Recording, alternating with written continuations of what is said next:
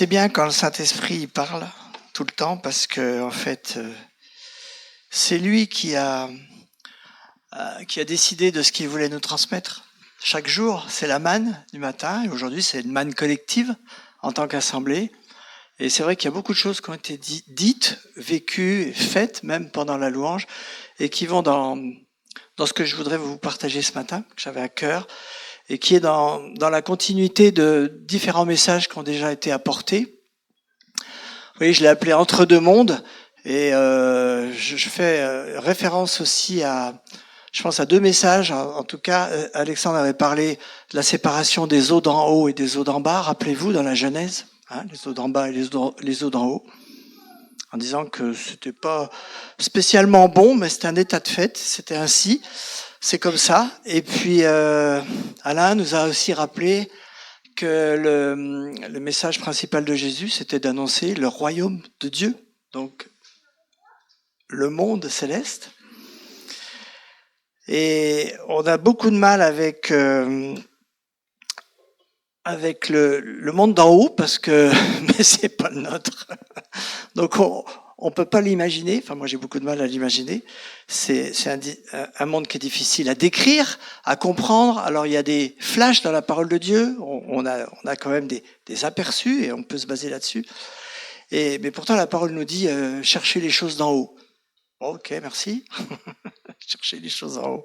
Attachez-vous aux choses d'en haut. Et on l'a chanté ce matin, cherchez premièrement le royaume de Dieu.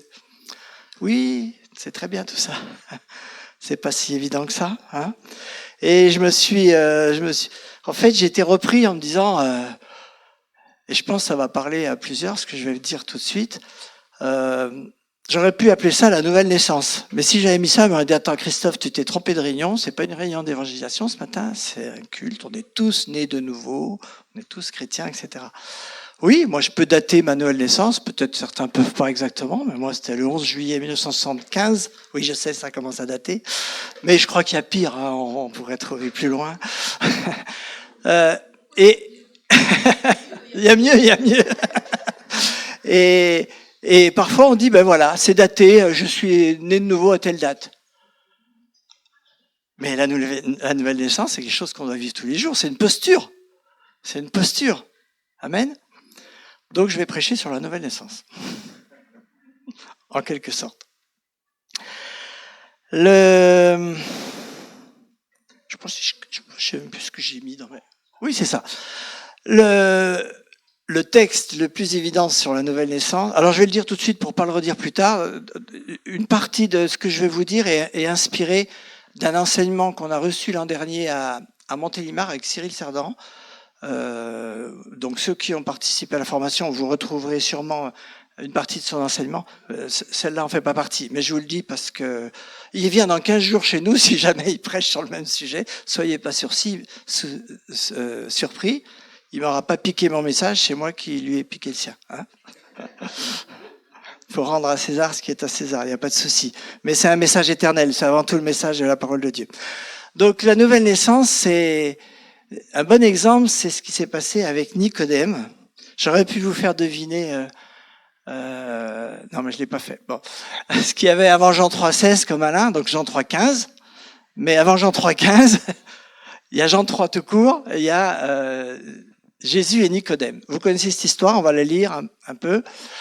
Il y avait un homme d'entre les pharisiens nommé Nicodème, un chef des Juifs, qui vint, lui, auprès de Jésus de nuit et lui dit « Rabbi, nous savons que tu es un docteur venu de Dieu, car personne ne peut faire ces miracles que tu fais si Dieu n'est avec lui. » Et Jésus lui répondit « En vérité, je te le dis, si un homme ne naît de nouveau, il ne peut voir le royaume de Dieu. » Nicodème lui dit « Comment un homme peut-il naître quand il est vieux? Peut-il rentrer dans le sein de sa mère et naître ?»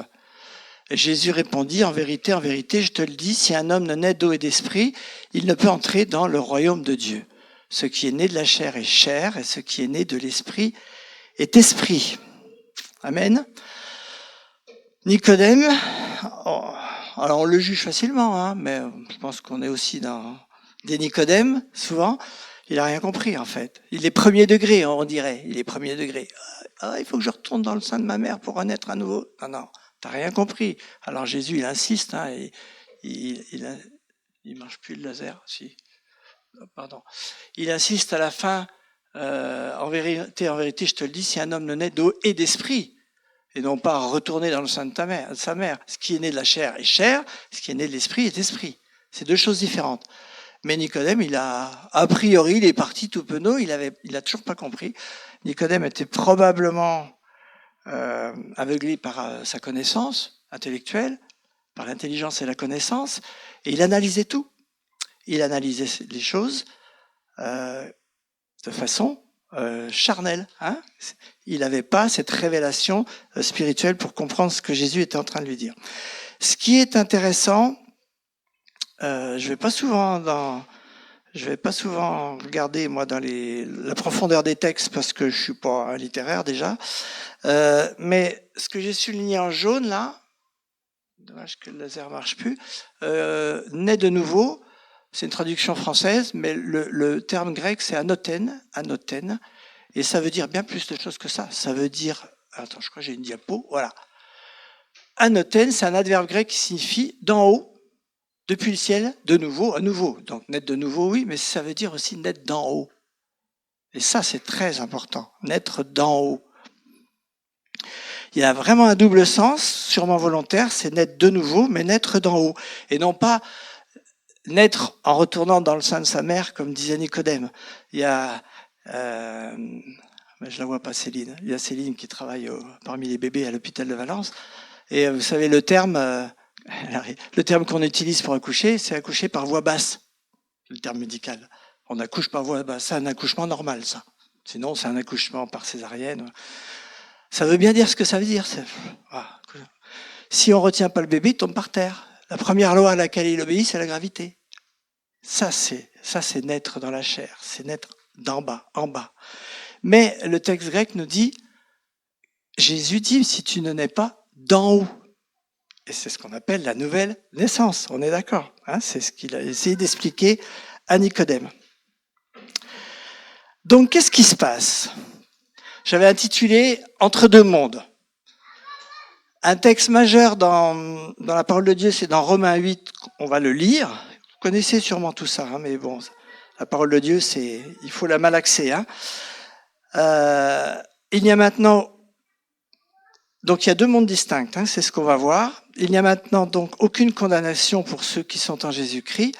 En effet, la loi de l'esprit de vie en Jésus-Christ m'a affranchi de la loi du péché et de la mort. Car chose impossible à la loi parce que la chair la rendait sans force, Dieu a condamné le péché dans la chair en envoyant à cause du péché son propre Fils dans une chair semblable à celle du péché, et cela afin que la justice de la loi soit accomplie en nous, qui marchons non selon la chair, mais selon l'esprit. Ceux en effet qui vivent selon la chair s'affectionnent aux choses de la chair, tandis que ceux qui vivent selon l'esprit s'affectionnent aux choses de l'esprit. Et l'affection de la chair, c'est la mort, tandis que l'affection de l'esprit, c'est la vie et la paix. Je vous renvoie au verset 1, la loi de l'esprit, de vie, et la loi du péché et de la mort. L'affection de la chair, c'est la mort, tandis que l'affection de l'esprit, c'est la vie et la paix. Car l'affection de la chair est inimitié contre Dieu, comprenez, ennemie de Dieu, parce qu'elle ne se soumet pas à la loi de Dieu et qu'elle ne le peut même pas. Or, ceux qui vivent selon la chair ne sauraient plaire à Dieu. Pour vous, vous ne vivez pas selon la chair, mais selon l'esprit, si du moins l'esprit de Dieu habite en vous. Intéressant. On connaît ce texte. Il est profond. Hein. De toute façon, Romain, c'est profond. D'un bout à l'autre. Il faut prendre le temps. Hein. Verset 1. La loi de l'esprit de vie en Jésus-Christ m'a affranchi de la loi et du péché et de la mort. Là, on commence à parler des deux mondes. Le monde terrestre, le monde d'en haut, le monde spirituel, le royaume de Dieu, appelez ça comme vous voulez. On va dire en haut et en bas, hein, ce sera plus simple, même si c'est faux sûrement, mais bon. La loi de l'esprit de vie en Jésus-Christ, donc une loi de vie qui est en Jésus-Christ, qui est la valeur du royaume, m'a affranchi de la loi du péché et de la mort qui est en bas. En bas, c'est le péché, c'est la mort. En haut, c'est l'esprit de vie. Et il est parlé de loi Donc des lois, c'est quoi? Ce sont des textes, ce sont des principes, des règles qui régissent un pays. Donc les lois qui régissent le monde terrestre ne sont pas les mêmes que les lois qui régissent le monde céleste. Ok? Alors, des lois de société, on pourrait dire, mais ça peut être des lois physiques aussi, on le sait très bien, ce qui se passe dans le ciel. Et quand on voit Jésus, par exemple, qui, une fois glorifié après la résurrection, passait à travers des murs, il obéissait donc bien à d'autres lois physiques que nos lois, nous on passe pas à travers les murs. Donc les lois sont différentes. Nous, on vit dans un monde en 3 dimensions, dans des volumes, là, on est dans un volume, la hauteur, la longueur, la largeur. Mais je suis sûr qu'au ciel, il y en a, allez, j'allais dire 7, parce que ça me plaît bien le chiffre 7, il y a au moins 7 dimensions. Et parfois, on ne comprend pas. Et le pire, c'est qu'on veut quand même expliquer les choses avec les lois d'en bas. On veut expliquer les choses du monde céleste. On va y revenir. Donc, 2 lois, 2 mondes. Jésus est venu accomplir la justice de la loi d'en bas pour qu'elle soit accomplie en nous et que nous puissions marcher selon l'esprit de vie.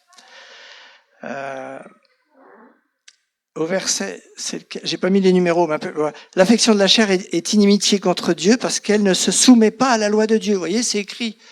C'est des histoires de lois différentes. L'affection de la chair, ici, en bas, est ennemie de Dieu parce qu'elle ne se soumet pas aux lois d'en haut. Les lois sont comme ça, inimitié, ennemis.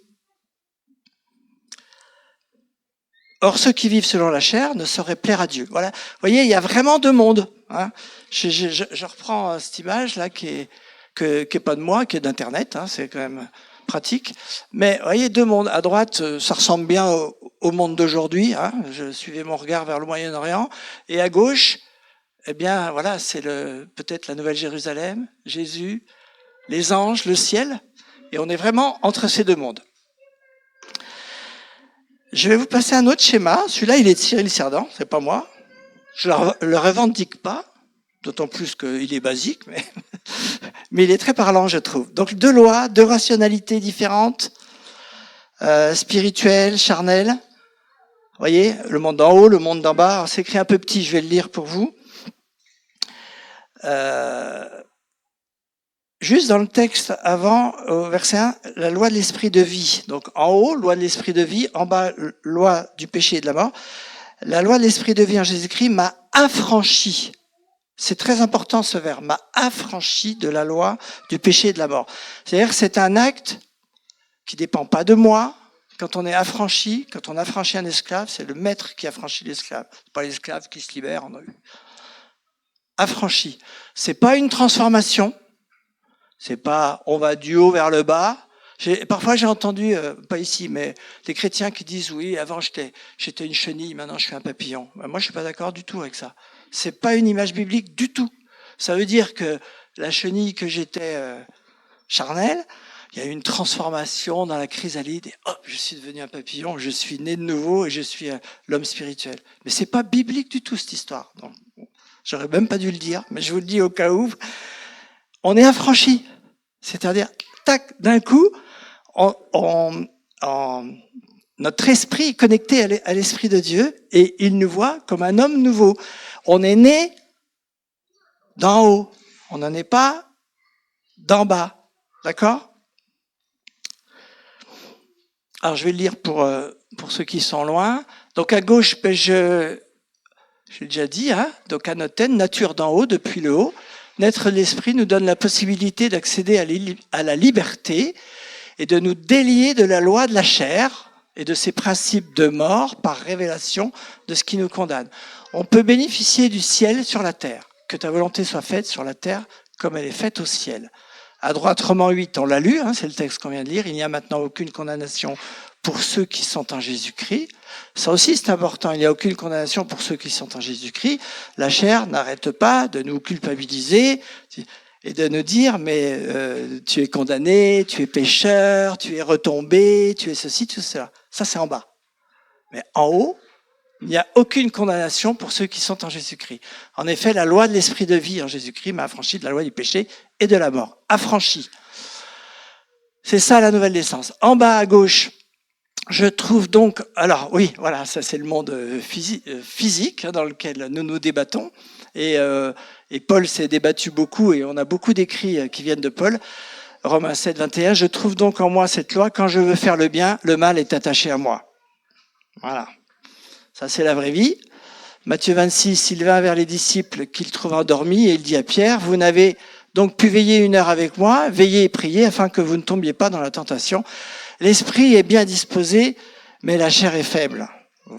Amen. J'aimerais ne pas dire amen, mais c'est la vérité, c'est la réalité.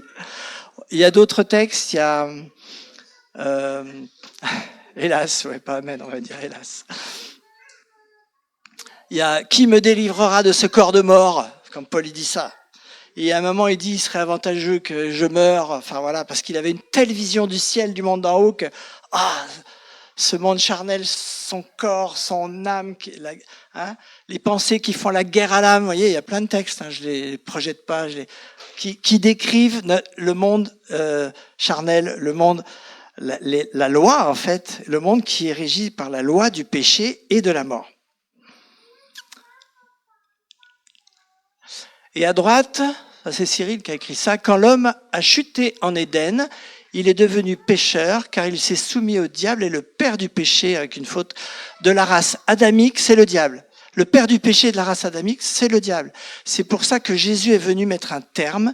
Il est le dernier Adam et premier-né de toute la création. Il y a un texte qui dit, dans Corinthiens je crois, il est le dernier Adam. Ça veut dire cette nature pécheresse par Jésus, par le sang de Jésus, par sa résurrection, cette nature pécheresse, on peut en être affranchi et devenir un homme nouveau, né d'en haut, qui n'est plus sous cette loi de condamnation du péché et de la mort. Ça va, c'est clair? Oui? Vous allez me dire, vous savez tout ça, sûrement, mais ça permet peut-être de le mettre en forme. D'une façon différente, un angle, un éclairage différent. Pendant la louange ou l'introduction, je ne sais plus si c'est l'introduction, mais après on en a reparlé. Oui, c'est toi qui en as reparlé pendant la louange, c'est du renouvellement de l'intelligence. Nicodème, il a eu ce problème, il n'a pas eu le renouvellement de l'intelligence, il est resté dans son intelligence du monde d'en bas et il a essayé d'expliquer des choses d'en haut. Et ça marche pas. À chaque fois qu'on s'essaye à ça, on se casse la figure ou on crée des fausses doctrines. Donc, comment voulez-vous expliquer avec des lois en 3 dimensions des choses qui sont en 7 ou 15 dimensions? On ne peut être que dans l'humilité. Par contre, ce qu'on peut demander, c'est le renouvellement de l'intelligence. C'est-à-dire que ce soit plus la connaissance qui me conduise, puisque je suis un être né d'en haut nouveau, mais la révélation. La révélation. Et on cherche souvent, et on est avide à ce que le Saint-Esprit nous parle, à ce qu'il y ait des paroles pour nous, des prophéties, etc. On veut la révélation. En bas, la connaissance, en haut, la révélation. Bon, ça pourrait être tout un sujet.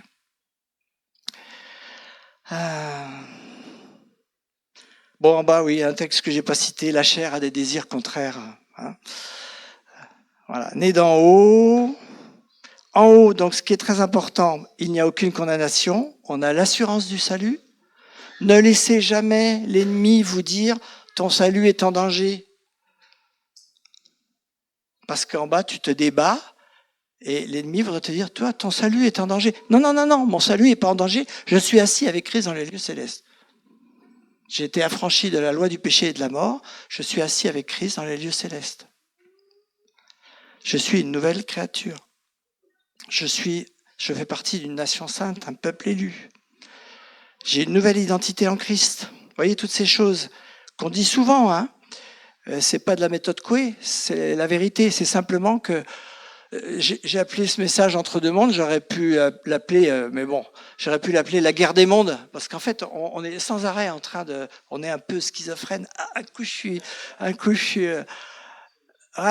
je suis là, quoi. Enfin, plutôt dans ce sens-là, mais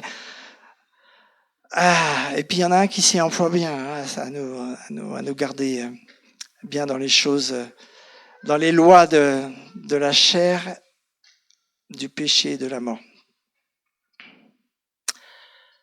Je ne vais pas plus loin sur ce sujet, sur cette partie.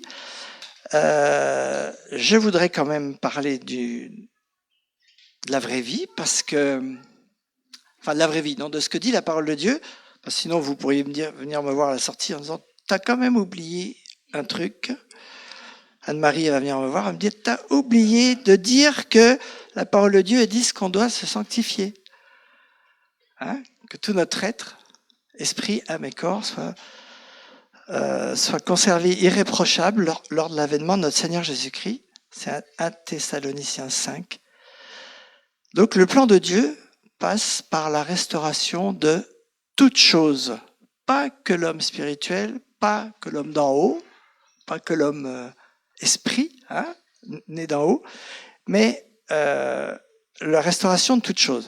Ah, bon, c'est curieux. Comment on va faire? Voilà. Vous savez cet épisode de la femme qui est atteinte d'une perte de sang?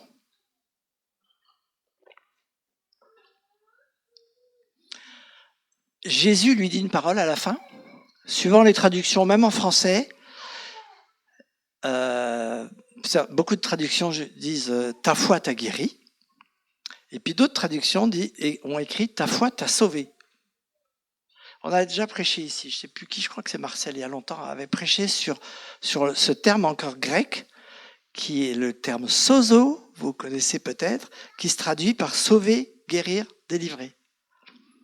Donc quand on est sauvé au travers de la nouvelle naissance, ce n'est pas seulement pour que notre esprit soit l'homme nouveau en communion avec l'Esprit de Dieu, accès au royaume, accès au trône, etc.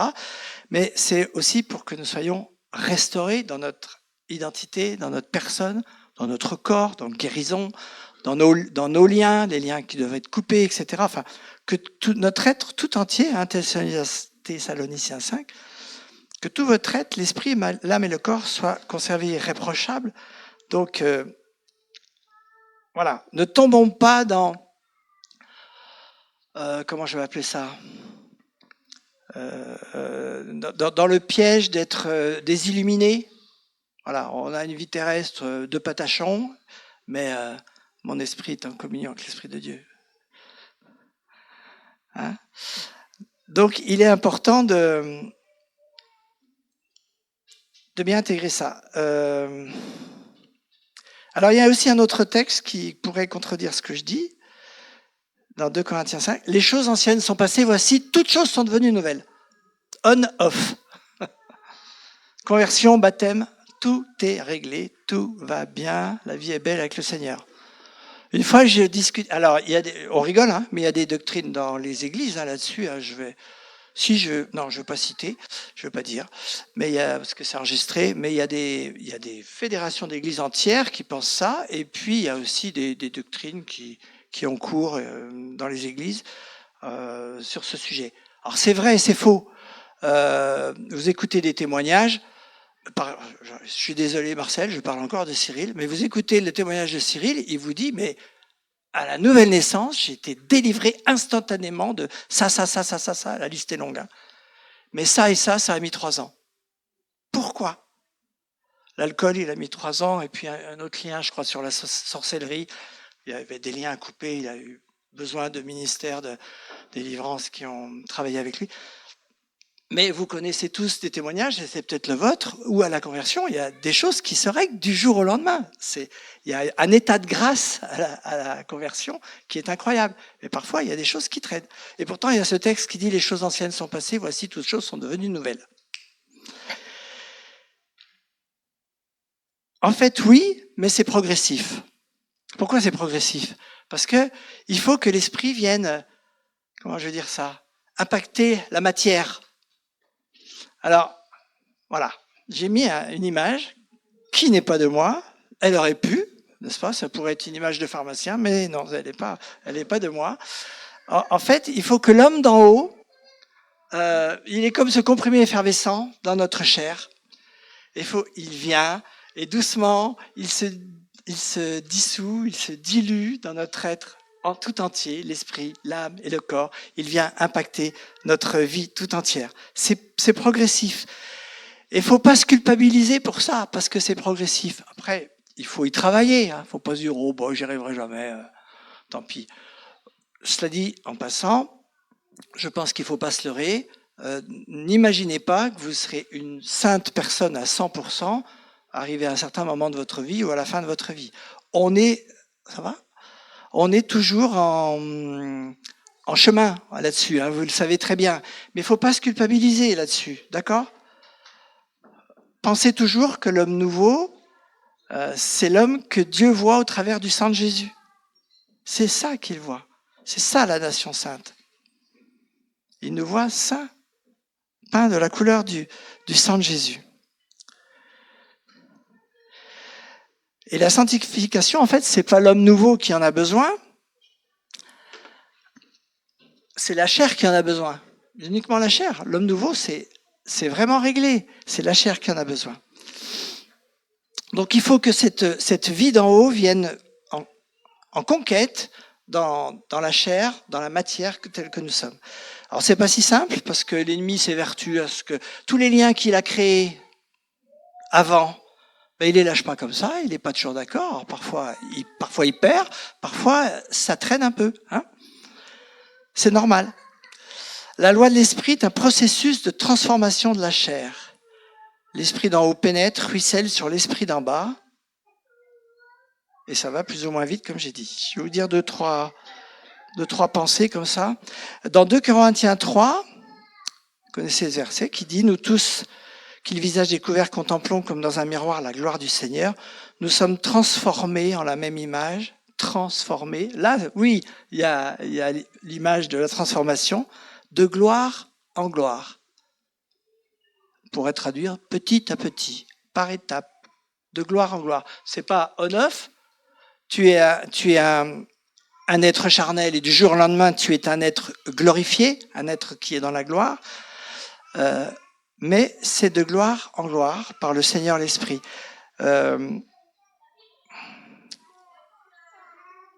Jésus, il a deux visages dans l'Évangile. Il a un visage jusqu'à la croix et à la résurrection, et il a un autre visage après la résurrection. Vous êtes d'accord ? Qu'est-ce qui s'est passé après la résurrection ? Jacques et Jean, ils l'ont pas reconnu. Ils ont cru que c'était le jardinier. Il était transfiguré, changé. Il était dans un corps glorieux. Sur le chemin de Damas, pareil, ils l'ont pas reconnu, ses disciples.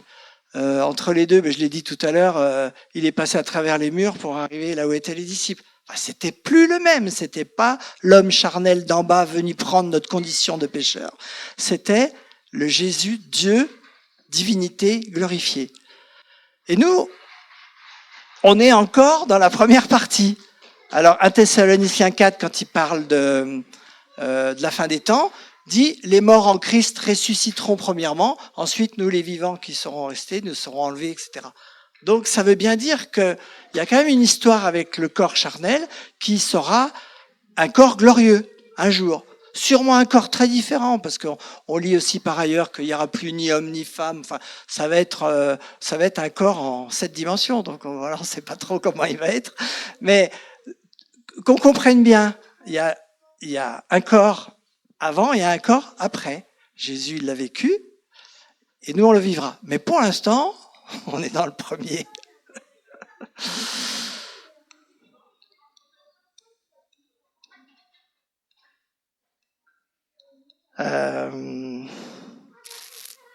Oui, il y a un texte. Oui. Alors je sais pas, vous n'êtes peut-être pas d'accord avec moi, hein, mais bon, je commence à avoir un peu de bouteille et à avoir vu pas mal de choses. Oui, une fois je discutais de ce sujet de voilà, toutes choses sont nouvelles, pouf, et avec un frère qui n'est pas de l'église, et qui lui était très convaincu, c'est comme ça, tac, on prie pour toi, c'était à la fois t'es guéri, enfin c'était tout binaire, toi. Puis moi je dis punaise, moi, ça fait 40 ans que je suis chrétien, ça fait pas 40 ans que c'est comme ça. Hein. Et j'en discutais avec, moi je peux le dire, avec Véronique Véliot ici, puis elle me dit, mais au lieu de faire des grandes théologies, Véronique, elle me dit, mais de toute façon nos vies prouvent le contraire. Donc écoute, si nos vies à 99% ou 100% ici prouvent le contraire, c'est que c'est pas vrai, c'est que ça se passe pas comme ça, c'est que c'est progressif. Quand je vous regarde, la moitié d'entre vous, vous avez des lunettes. Je peux mettre en cause votre nouvelle naissance quand même. Vous voyez, ça, enfin, on va où comme ça? On va où, hein? Et ne croyez pas que je ne crois pas à la guérison. Hein. Je prie pour la guérison des gens. Les gens sont guéris, j'ai été guéri. Enfin voilà, c'est pas le sujet. Hein. Mais attention, là, vous voyez, on tombe typiquement dans le piège où j'analyse des choses spirituelles qui sont dans le ciel avec des lois terrestres, avec mes lois de la chair, les lois du péché et de la mort. J'analyse ça, je dis tac tac, ça va être comme ça. Renouvelons notre intelligence. Renouvelons notre intelligence.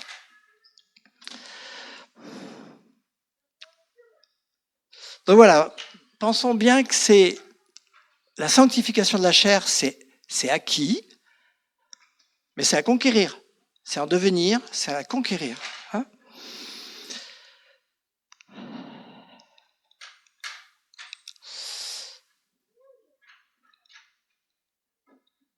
Un piège.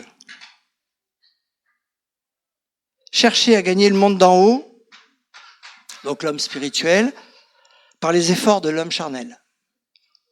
Bon, c'est un grand classique, hein. Ça s'appelle l'esprit religieux, qui fait la guerre à l'âme. C'est de se dire, bah finalement, moi je suis pas si mal. Là, c'est l'orgueil qui prend le dessus sur l'humilité.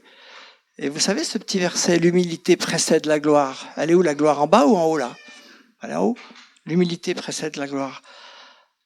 Avec mon orgueil de dire, moi j'y arrive, moi je suis quelqu'un de saint, moi je ne pêche plus, moi je fais attention à mon langage, moi.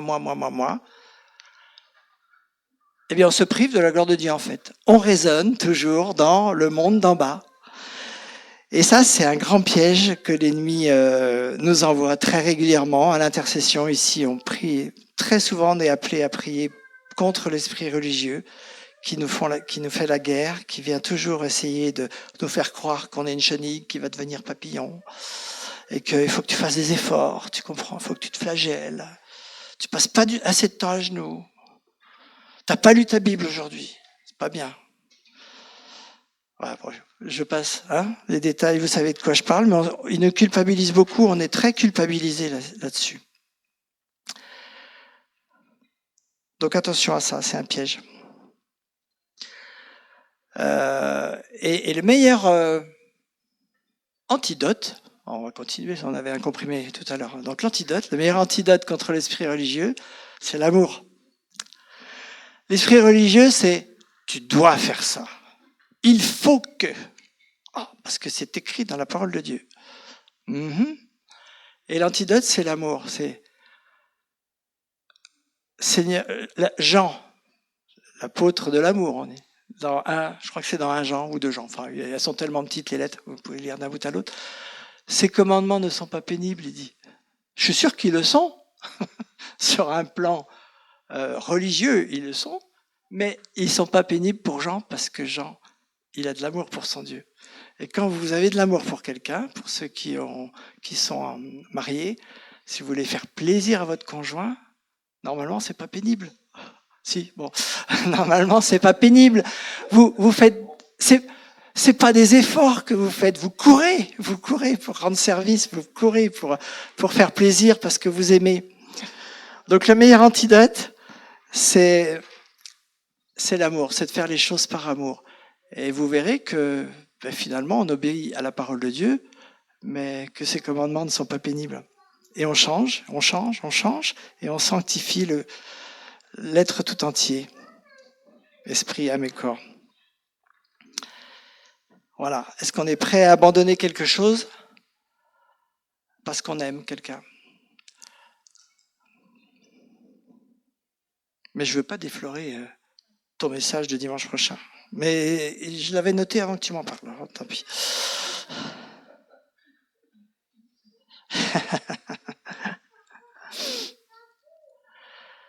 Donc l'esprit doit venir réformer nos cœurs, notre âme, notre corps. Qu'est-ce que j'ai mis là? Alors, c'est génial parce que Alexandre, tu as fait déjà cet exercice pendant la louange. Bon, moi, j'ai mis d'autres mots, mais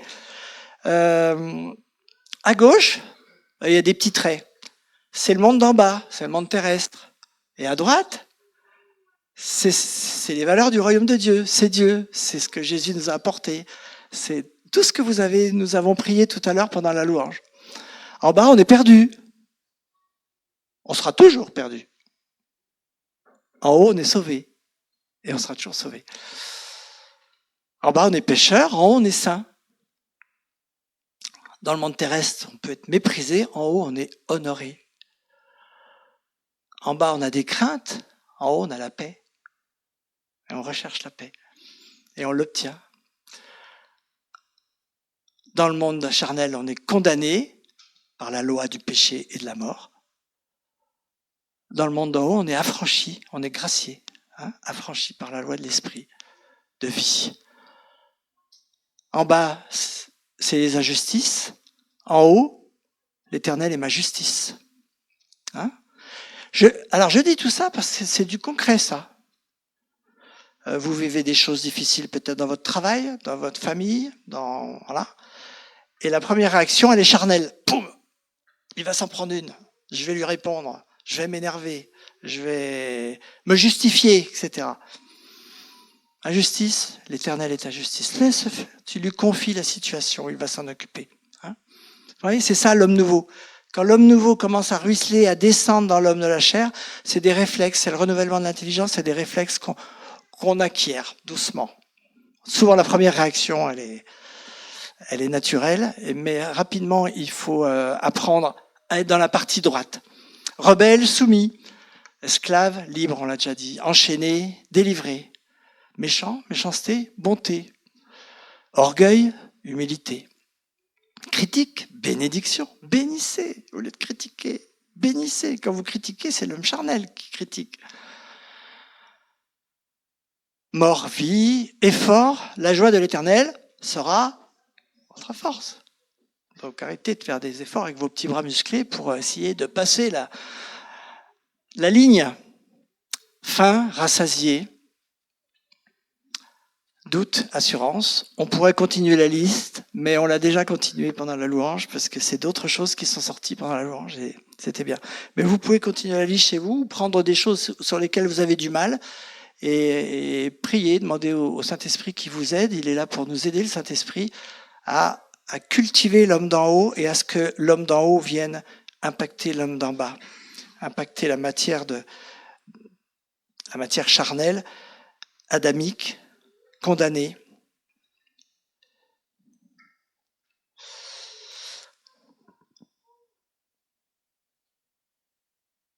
Donc le comprimé effervescent, il est à droite.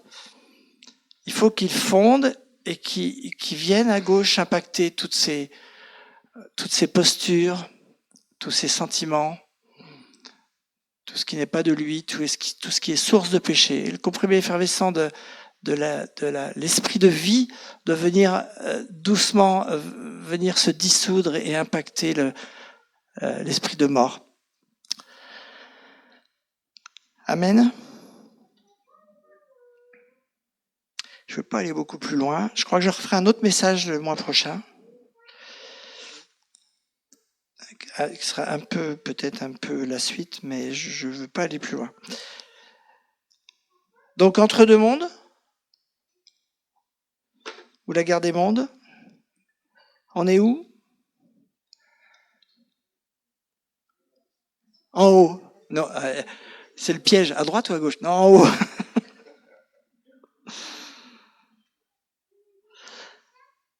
Donc, souvenons-nous, parce qu'on fait souvent cette erreur, y compris dans notre église parfois, quand on discute un peu, on est dans des discussions très rationnelles. On explique les choses d'en haut avec des choses d'en bas, avec notre connaissance biblique, avec notre culture, avec tout ça. Stop. Seigneur, envoie-nous la révélation. Moi, je veux comprendre les choses d'en haut, mais je veux ta révélation. La révélation. Cultiver la révélation de Dieu.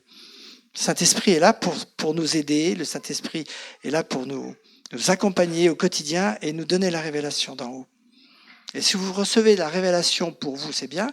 Mais si vous recevez pour quelqu'un d'autre ou pour l'assemblée, c'est mieux, je ne sais pas. Mais en tout cas, ne fermez pas votre bouche. Allez le dire à la personne, si c'est pour l'assemblée pendant un culte, venez voir le président et vous le dites. On a besoin de l'esprit de révélation. On a besoin de cultiver ça. Je ne veux pas vous dire le détail parce que c'est personnel, mais Pierre Daniel, Martin, il avait eu une parole dans cette salle pour moi en septembre. Oui, en septembre, quand il est venu là. J'ai rien compris ce qu'il m'a dit. Je lui ai dit, oui, il se trompe, c'est du Pierre Daniel. Enfin voilà, on est avec toute l'amitié que j'ai pour lui. Et bien sa parole prophétique, elle s'est réalisée cette semaine. Et elle m'a gardé, en fait. C'était une parole d'avertissement pour me protéger. Et elle s'est réalisée cette semaine et elle m'a protégé. Incroyable, hein? Incroyable, hein? Donc c'est important, la révélation. Amen. Alors vous êtes nés d'en haut et on y reste. Et on impacte, on descend. On impacte le monde d'en bas et non pas l'inverse. On renouvelle notre intelligence. Ça a été bien dit ce matin pendant tout le culte. Amen. Allez, je vais prier.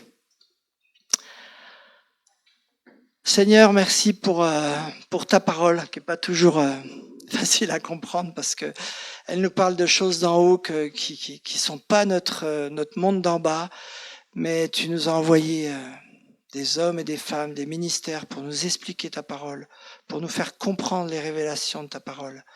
Merci parce que on veut confesser devant toi, Seigneur, qu'on est né d'en haut. Oui, on est né d'en haut, on a été affranchis. On a été affranchis. On n'a aucun mérite. Rien ne vient de notre nature pécheresse. Rien ne vient de notre nature charnelle. Et Seigneur, on veut, comme dit ce texte, on veut offrir nos corps, nos cœurs comme un sacrifice vivant. Seigneur, on veut être agréable à toi, Seigneur.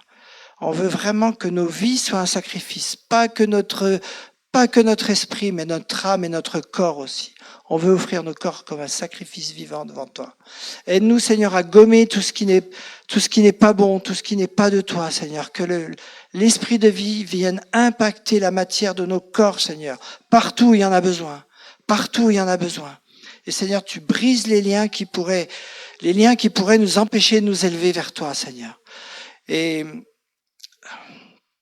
oui, qu'il croisse et que je diminue, qu'il croisse et que je diminue. Ça aussi, c'est vrai. Afin qu'il croisse et que je diminue. C'est-à-dire que l'esprit de vie, que mon homme d'en haut croisse et que mon homme charnel diminue. Seigneur, je te fais cette prière pour chacun d'entre nous. Merci pour ta grâce, Seigneur. Tout est grâce. Tout est grâce. Tout est possible par grâce. Rien ne t'est impossible. Et si tu veux guérir, tu guéris. Et si tu veux sauver, tu sauves. Et si tu veux restaurer, tu restaures. Même les choses les plus abîmées. Même les choses les plus charnelles. Seigneur, tu as tout pouvoir. Seigneur, on accepte cela, Seigneur.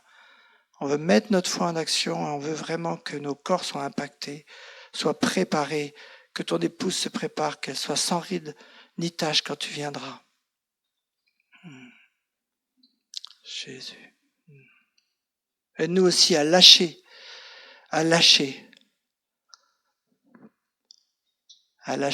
Je vois encore cette image comment on appelle ça, une montgolfière, vous savez, qui est retenue par des cordes, parce que sinon elle s'envole. Et nous, on a des cordes et on maintient ce ballon qui voudrait monter vers Dieu, on le maintient sur ce monde terrestre. On est accroché. Seigneur, je te prie pour tous ceux qui ont besoin de lâcher des addictions, lâcher des relations mauvaises. Seigneur, tu agis, Seigneur, tu les aides à lâcher. Lâcher des liens spirituels aussi, des liens d'âme avec des personnes. Seigneur, aide-nous à lâcher tout ce qui nous retient et nous empêche de nous élever vers toi. Seigneur. Je te prie vraiment je te demande une bénédiction particulière sur cette église, Seigneur, pour que chacun comprenne qu'on est né d'en haut vraiment, que c'est la grâce, on est affranchi, on est gracié, c'est la grâce. Et qu'on tombe pas dans le piège d'essayer de gagner notre salut. Mais Seigneur, on ne veut pas négliger ta parole qui nous demande d'être trouvés irréprochables devant toi. Merci Seigneur, tu entends cette prière pour chacun. Au nom de Jésus, amen.